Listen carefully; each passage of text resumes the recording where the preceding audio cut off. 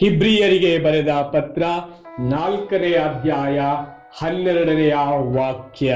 ದೇವರ ವಾಕ್ಯ ಜೀವಂತವಾದುದು, ಕ್ರಿಯಾತ್ಮಕವಾದುದು, ಎಂತ ಇಬ್ಬಾಯಿ ಕತ್ತಿಗಿಂತಲೂ ಹರಿತವಾದುದು, ಪ್ರಾಣ ಮತ್ತು ಆತ್ಮಗಳ, ಕೀಳು ಮತ್ತು ಮಜ್ಜೆಗಳ ಭೇದವನ್ನು ಛೇದಿಸುವಂತದ್ದು, ಹೃದಯದ ಆಶೆ ಆಲೋಚನೆಗಳನ್ನು ವಿವೇಚಿಸುವಂತದ್ದು.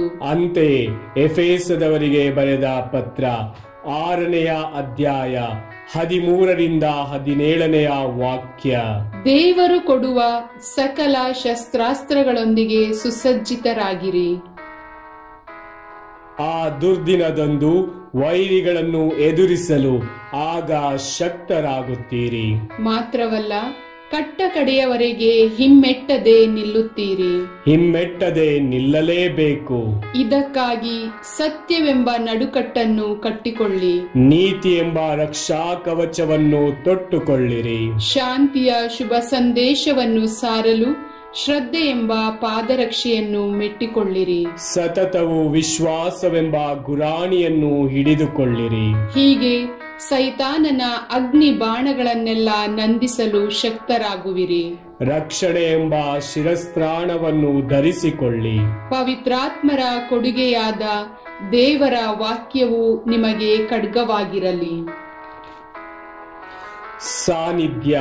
ಪ್ರಭು ಕ್ರಿಸ್ತರಲ್ಲಿ ಒಲವಿನ ಸಹೋದರ ಸಹೋದರಿಯರೇ, ದೇವರ ಸಾನ್ನಿಧ್ಯವನ್ನು ಅನುಭವಿಸಬೇಕಾದರೆ ನಾವೆಲ್ಲರೂ ದಿನನಿತ್ಯವೂ ದೇವರ ವಾಕ್ಯವನ್ನು ಆಲಿಸಿ ಪಾಲಿಸಿ ನಡೆಯಬೇಕು.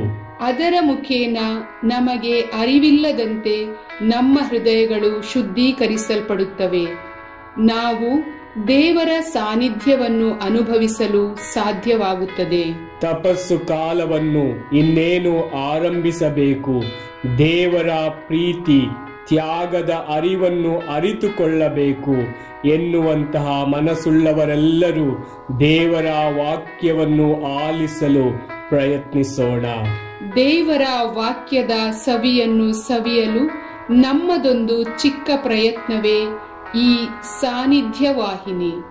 ಈ ಪುಟ್ಟ ಪ್ರಯತ್ನವು ಹೇರಳವಾದ ಆಧ್ಯಾತ್ಮಿಕ ಫಲ ನೀಡಿ ಪ್ರಭುವಿನ ಸಾನ್ನಿಧ್ಯದಲ್ಲಿ ಸಾರ್ಥಕತೆಯನ್ನು ಪಡೆಯುವಂತಾಗಲಿ.